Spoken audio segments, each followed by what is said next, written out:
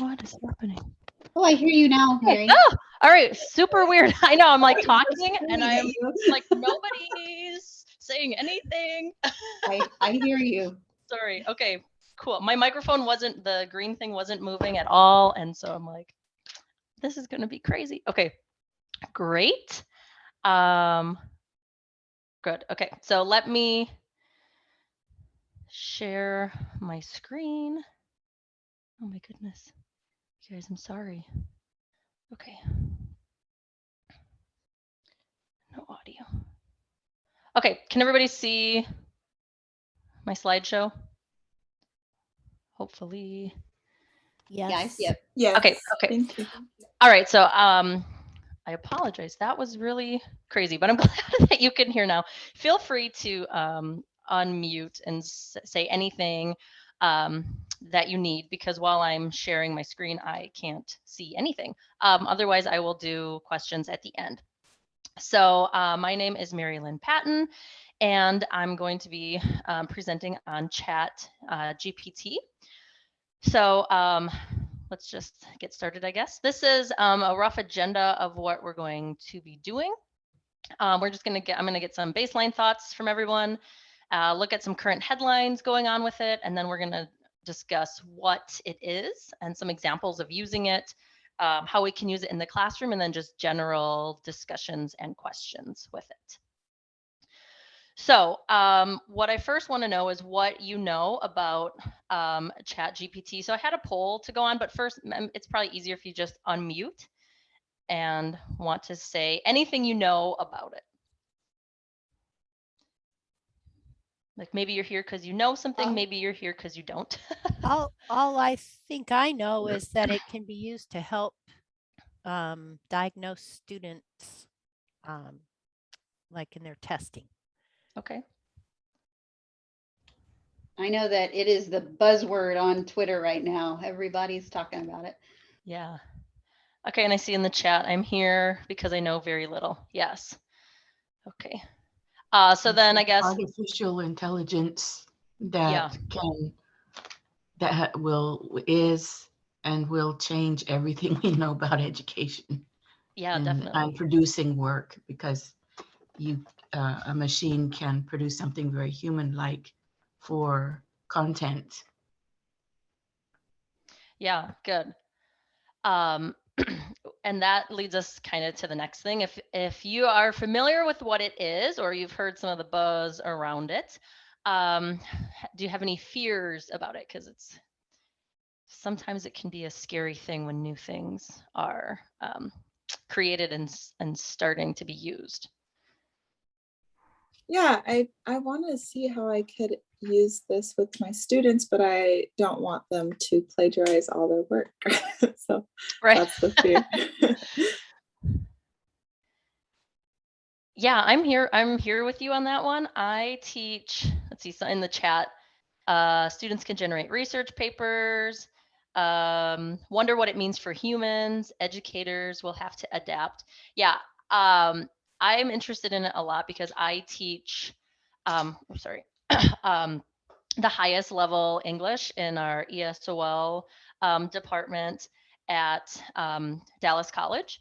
And so right after me, they go into college level classes, and I teach mostly the writing and grammar portion of it. So we take the place of the writing TSI. So I really care about it because I want to know what's going to happen with this. And plagiarism continues to get worse, I think. Actually, it was week 4 now, and week 2, I already had somebody plagiarizing. Normally the plagiarism comes later. I was really surprised. Week 2 already, we were starting with that. So yeah, I'm there with you. And so we'll talk later about what are some ways we can use ChatGPT. We'll just kind of jump in here because my mic wasn't working at the beginning, so we lost some time. Sorry. Okay, so first, maybe we should talk about what some newspapers are saying. There's a lot of chatter going on with it online in newspapers and Twitter. So the first thing, a big one that came out is that there's a lot of errors with it, right? Plagued with errors, a news outlet's decision to write stories with AI backfires. So I'm in some different groups that discuss AI information with writing and specifically ChatGPT. So this one was basically like a newspaper used AI to write their paper and published it, and then found out it was 100% plagiarized.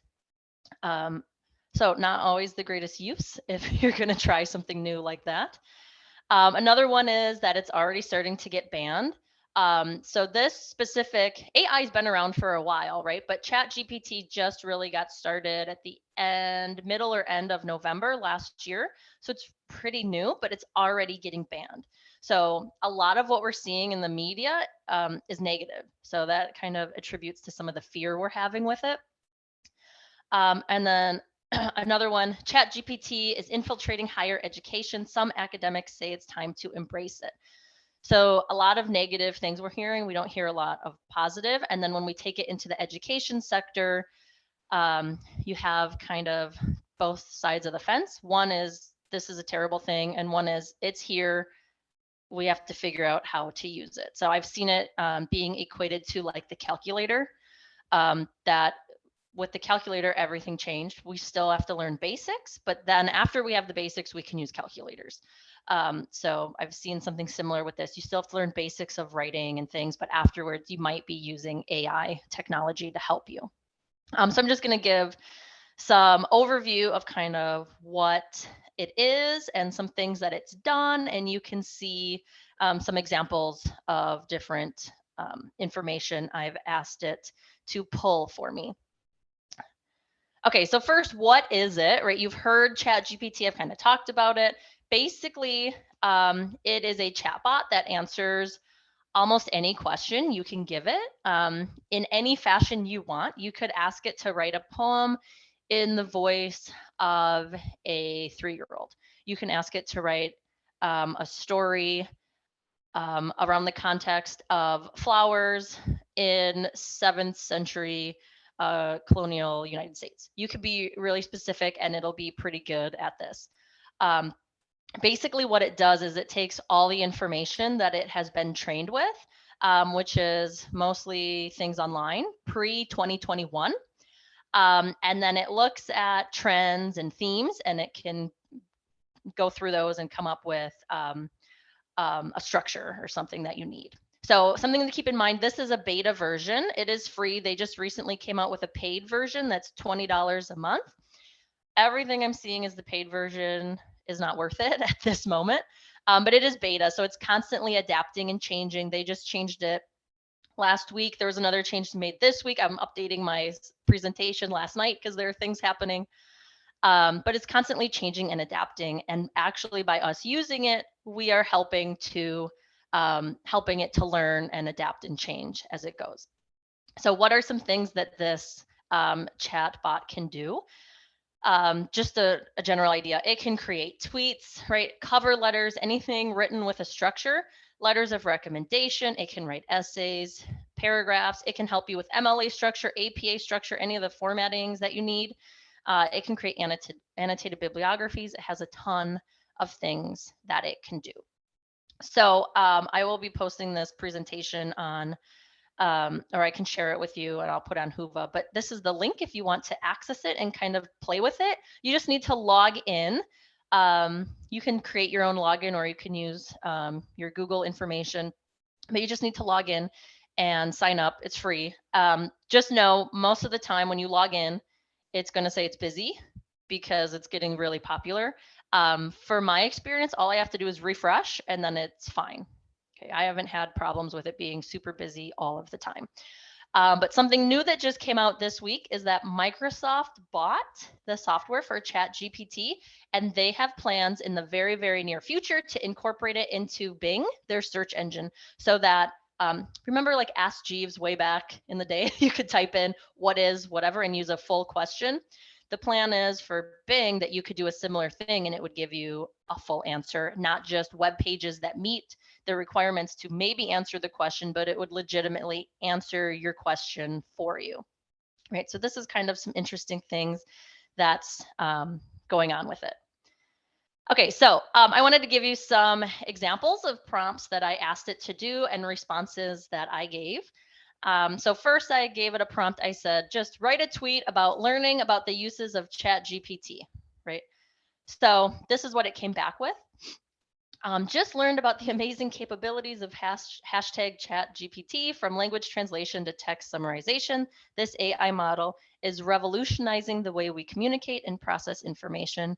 Hashtag AI, hashtag machine learning. It's pretty good at making tweets, right? If that's something you need to do. And if you want to have like a clickbaity tweet or something you're doing, it's really great at doing that for you. So if it's something you don't really enjoy taking the time to do that, it's kind of this menial little thing that it can do pretty well, right? What it does, it searches its data for previous tweets, looks at trends and things that make people click on them, and then it creates your own for you. So this is just one example. Okay, then there's another one. I asked it to write an annotated bibliography. I wanted to keep it short, so I just said 2 sources, and then I gave a topic of teaching science and emergent bilinguals in MLA format. So the more specific you can be with this, the better it's going to give you.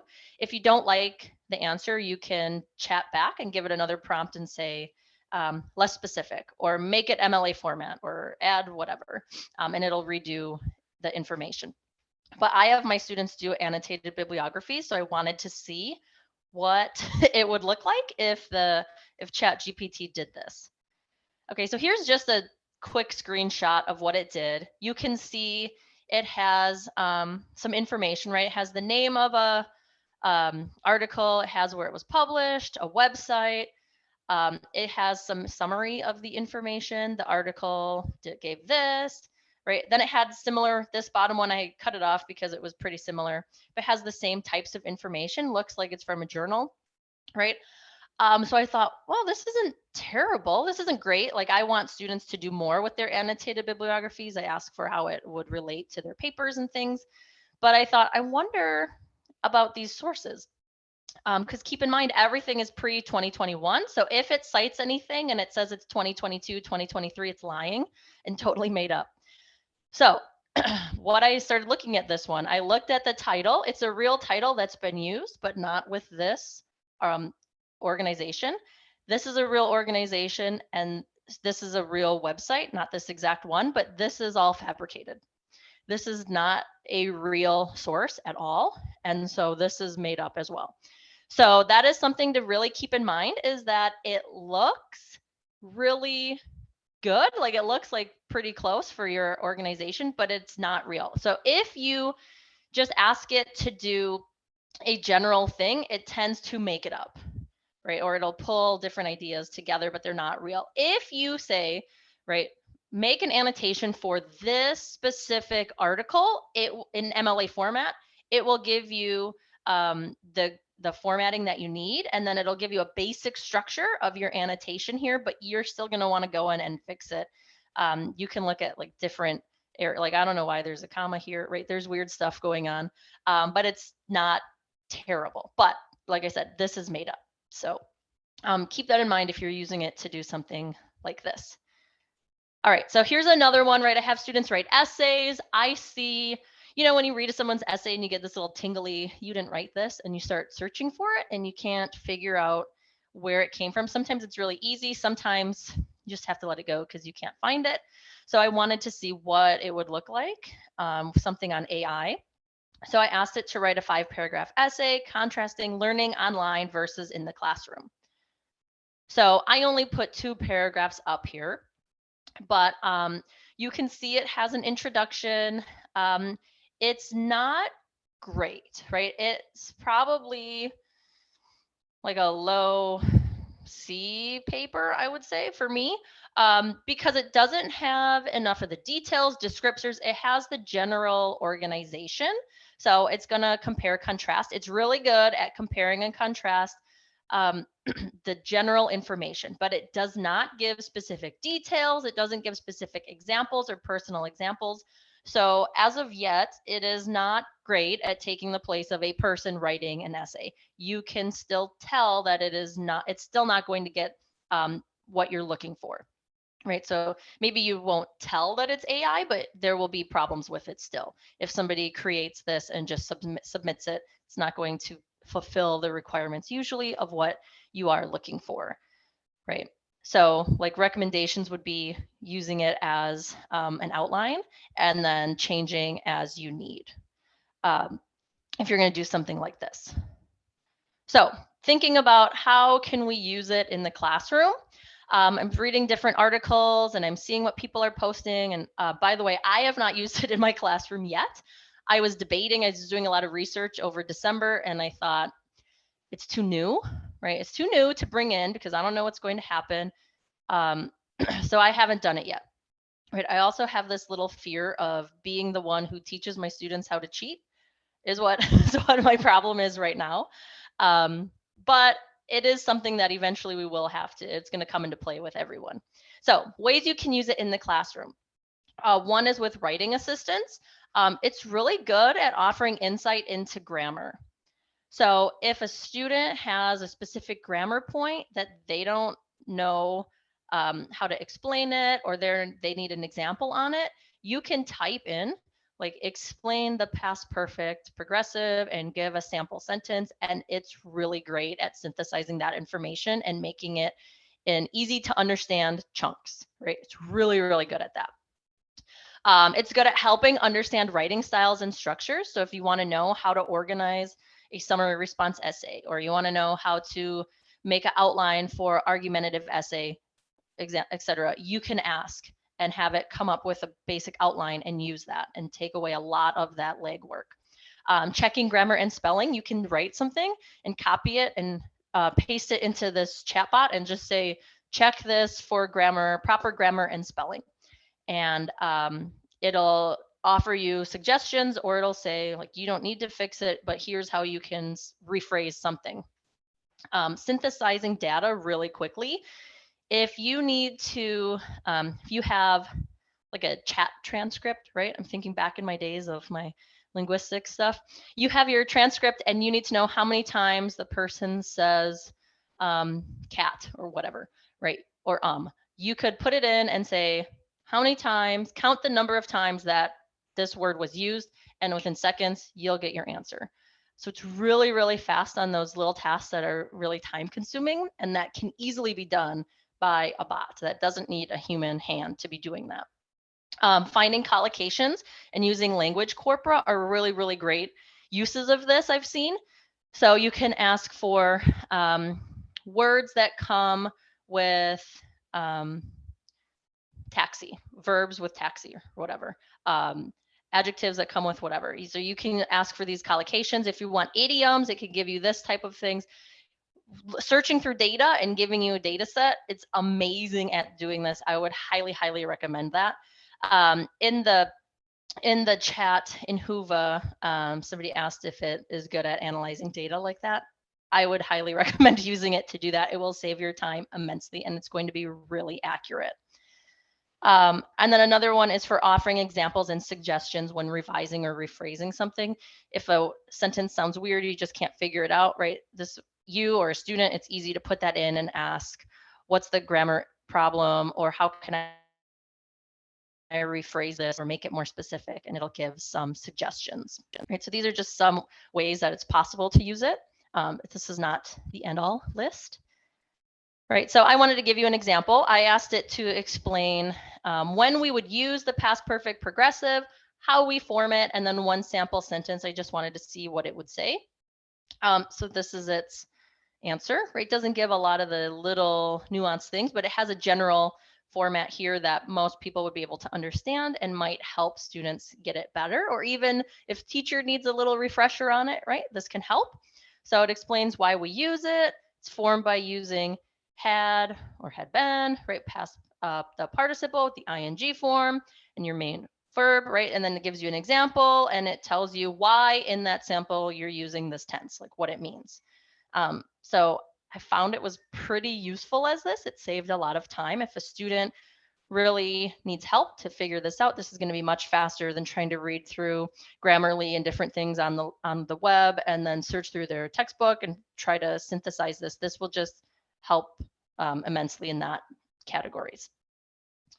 Okay, so, but the problem is, right, how do we tell if something is AI written? That tends to be the issue. So far, I've been pretty positive on things, but then if my students are using AI to write their essays, I don't want that, right? I don't think anybody does really.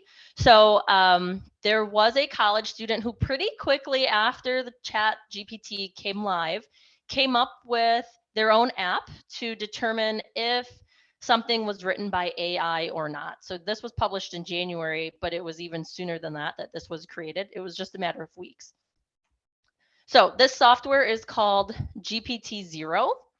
It's also free. What it does is it looks for the complexity of the text. So basically it says if it's high complexity, it must be written by a human.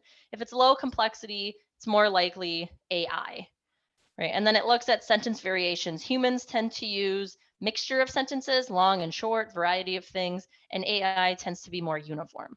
Okay, you'll find this is not perfect in any way. I was just reading last night that somebody put in Macbeth, and one of these softwares said that Macbeth was written by AI. So clearly a problem. It's not 100% accurate, but it will give you an idea and help you. ChatGPT themselves also came out with a new thing this week about how to find if something was written by AI.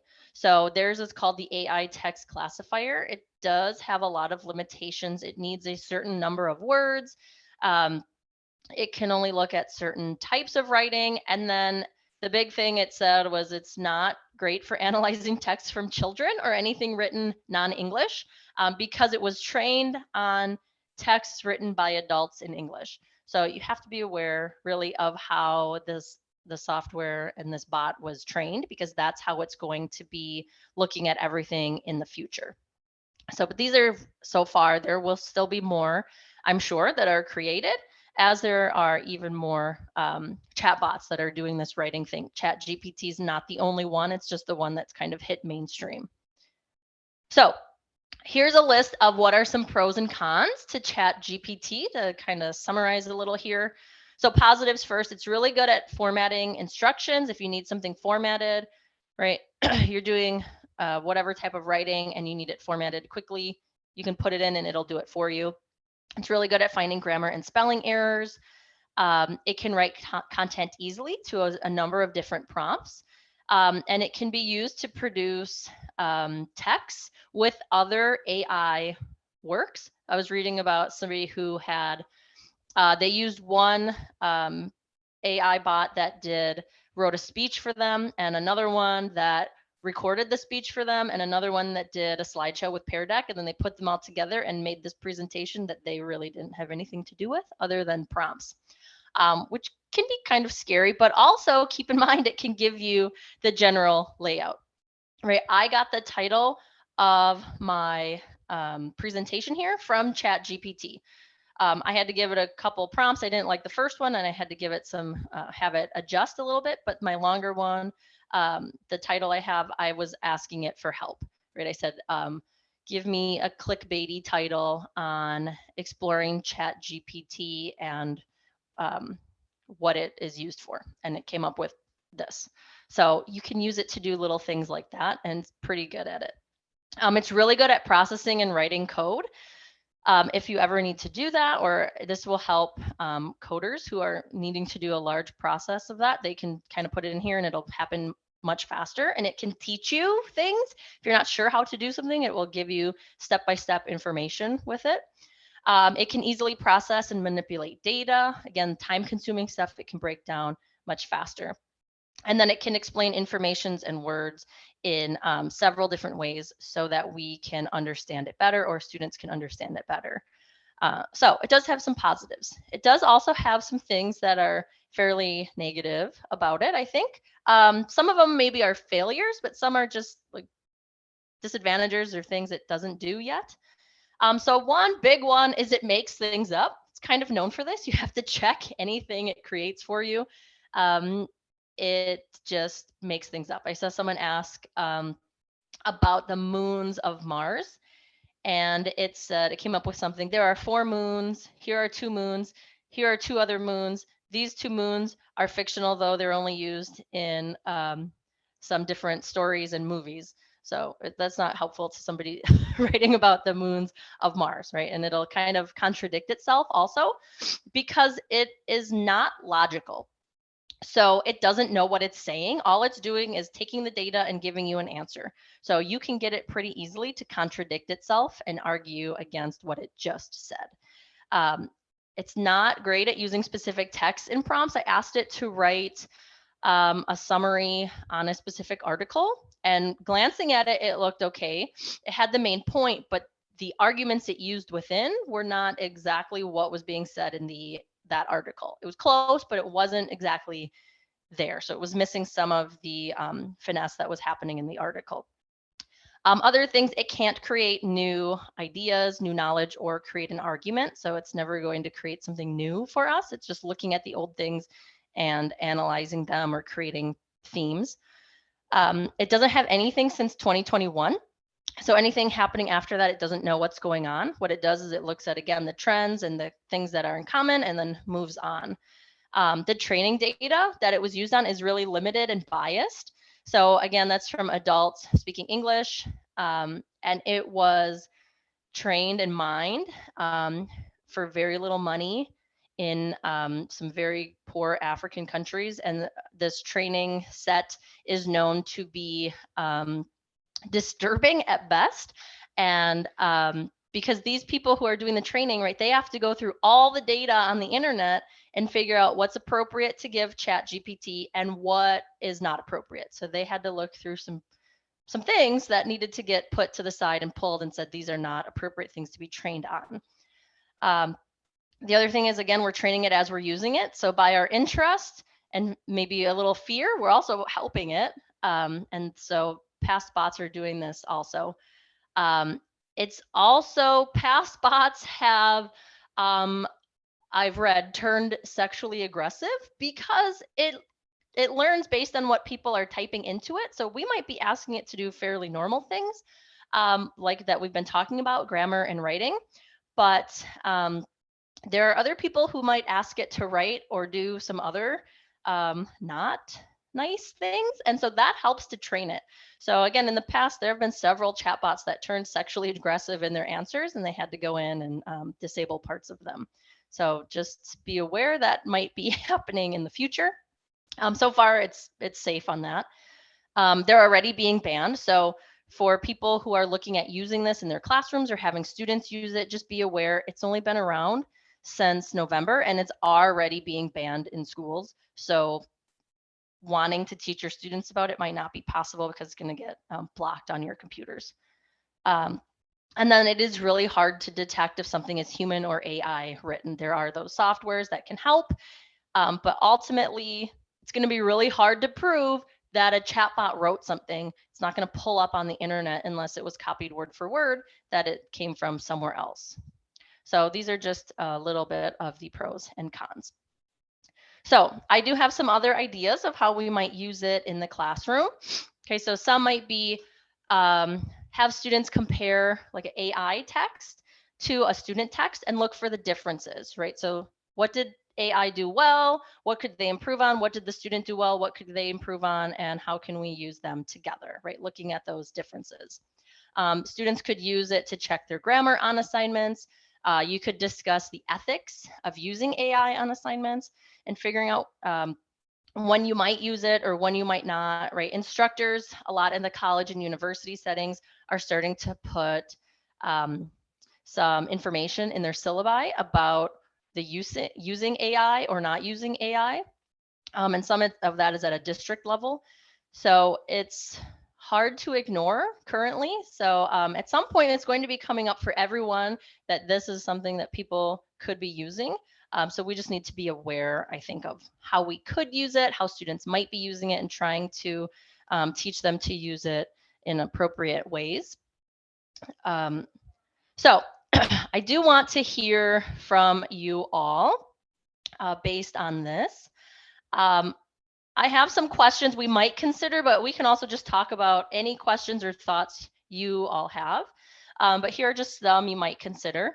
How else might we use this for ourselves or in the classroom?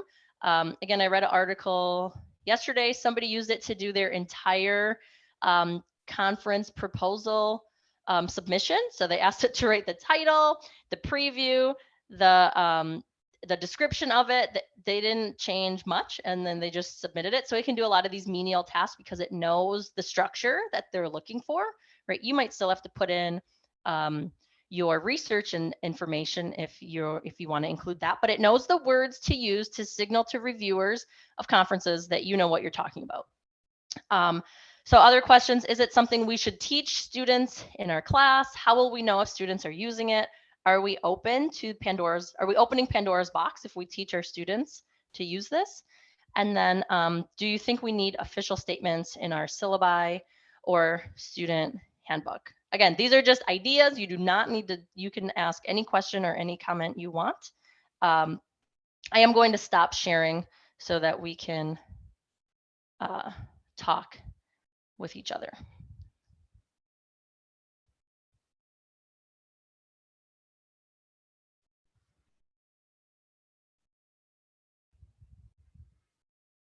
Okay, so does anyone have a question or a comment? You can type it in the chat. I'm there. Let's see, it seems we have to try to teach our students about higher level thinking, critical reading, and thinking these need to be incorporated into essays. Yeah, it's not great at doing that itself yet. Well, I'm trying to represent my director who's probably sick. And I learned from him, Mr. Philip Homer, that if we're using that critical reading and thinking in our classroom and teaching our students how to do it, even at a basic level, it will help them when they're going to do their essays. And we can say that that's a limitation of AI. You need to be thinking for yourself, and maybe we can tell them that teachers can notice if you really don't have that kind of thought in your essay, that you didn't really do this yourself, or, you know, as teachers, we're looking for you, whether your grammar is perfect or not, we're looking for you to use logic and to be able to use critical reading and thinking skills. So I'm just saying what I've heard my director say. Right, yeah, I agree.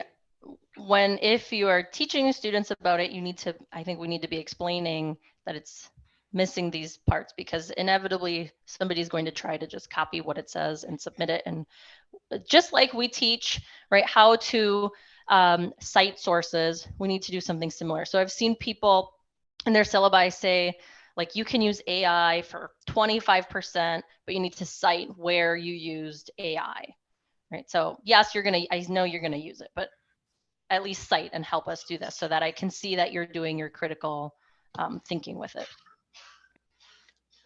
Hi, Mary, this is Philip Homer. Kathleen, thanks for the shout out. We at Dallas Baptist University had a professor seminar last night, and one of the topics was ChatGPT, and our research reference librarian made a really good point to say that whether you allow or don't allow it, our LCOs, our learner-centered outcomes of what we want the students to learn, what we want our students to be able to do, does not change. So I think it is really good to make a statement in your syllabus on your official position for your course. You can use it as a tool, but you need to do this, or you must not use it at all. And there's pros and cons to different positions, but I think students are going to very soon know about it, and if you haven't told them or not. Secondly, I like your analogy of it's a calculator for math. That my personal opinion is this is going to revolutionize education. Why do we have students why do we have students write research papers? It's not because they're doing research. We want them to learn the information and the basics of these concepts of that field. We want them to synthesize data. We want them to exercise critical thinking. We don't need them to make a research paper to do those things. A research paper is a very helpful tool for reaching those goals, but there's other ways to reach those accomplishments in the students. And so that's what we have to think about, is what do we want our students to be able to do? And if AI helps them, we can incorporate that as a tool. But if you're going to understand advanced math, you have to understand arithmetic. And students who don't memorize the arithmetic, they don't do well with advanced math. Students who are going to write and really incorporate complex data, they need to be able to understand basic grammar. Right. Yeah, those are great points. Agreed. We need to look at our assignments. I mean, change isn't fun, right? If you've been teaching similar assignments for a long time, like you haven't really had to, you might change your topics, but if like argumentative paper is your go-to thing, you might have to sit and think about, is this assignment really having students do the outcomes I'm looking for? And could this be something they just had a bot do? And what do I need to change on it? Yeah, so we might have to start looking and changing some things. Quickly in the chat, someone said, can you use it in other languages? So far, no. That's one big limitation, is it's English only, and it is United States based English and information. So it's not necessarily going to work everywhere. Laura, I see your hand is up. Yeah, I just wanted to just share on top of what I think Philip and Kathleen were saying, just that there is a limit, there is an end game to all of this. Like, it's not meant to be, it is a tool, it's not meant to be the result or the outcome.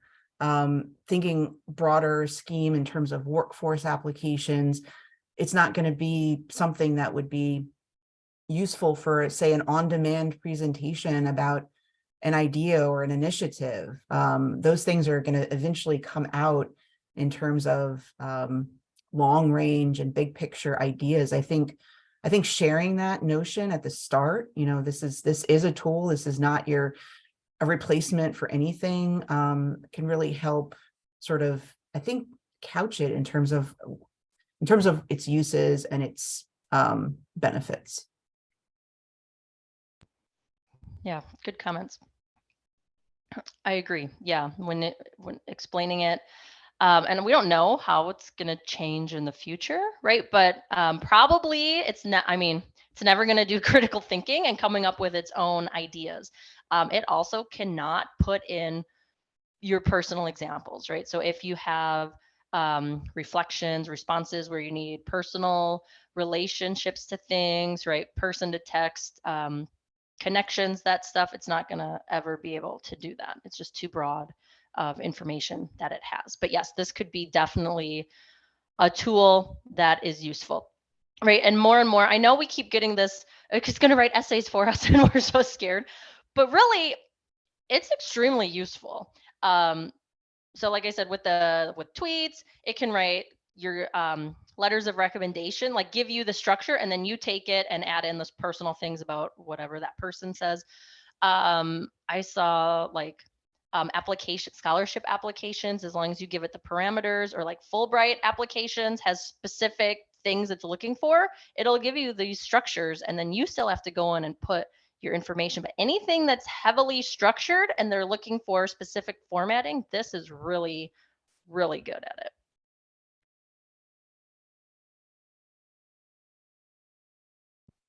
In the chat, how quickly can it learn new information? I don't know exact dates and times, but every time we're using it, it's constantly updating and learning. So as more people ask it to do things, it's learning from that information. So I don't know necessarily timelines on it, but daily it's updating, hourly.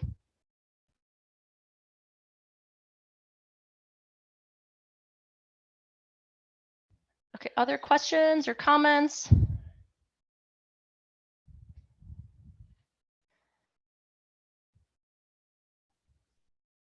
Okay, thank you everyone for coming. I did. Oh, go ahead. I'm sorry. I have a quick one. I'm not exactly sure how to articulate what I want to ask, but can you ask Chat to write in different voices? Like, for example, you wanted to speak like someone like a 5-year-old, or you wanted to speak like a high school student. Can it do that?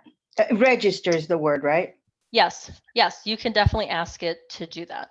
How accurate that's going to be, I don't necessarily know, but yes, you can ask it to speak or to write in any register genre that you're looking for, because what it's going to do is it's going to look for its data, look for anything that's signaled that it's written like that in that voice, and then mimic that into whatever you're looking for.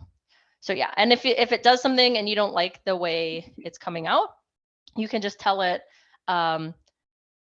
make the slang more related to whatever, and then it's going to update that for you. So you can help change it as it goes. But yes, you can make it to do any of that.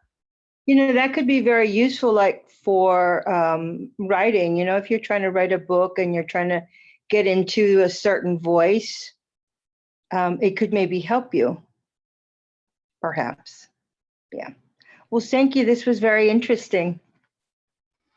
Thank you all for coming. I see in the chat again that it's let's see.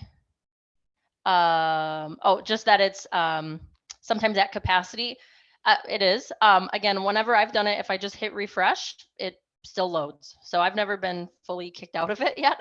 So I would hit refresh and it usually is pretty good, but that does happen. So the question would be like, for people using it in their classrooms, what's your plan when you try to use it live and it's at capacity and you can't get in? So you have to be aware of that. I might plan things ahead of time and just have your screenshots or copy it into a Google Doc or Word document or something.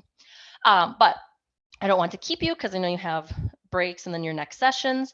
So thank you all for coming. I did put the link in the chat box. I will also put it in Whova for you so that you can access that as needed. But best of luck with ChatGPT. Maybe this was just teaching you a little bit about what it is and an overview. If you are playing with it or using it in your classrooms, please keep in touch. I'd love to hear what becomes of this in the future for everyone.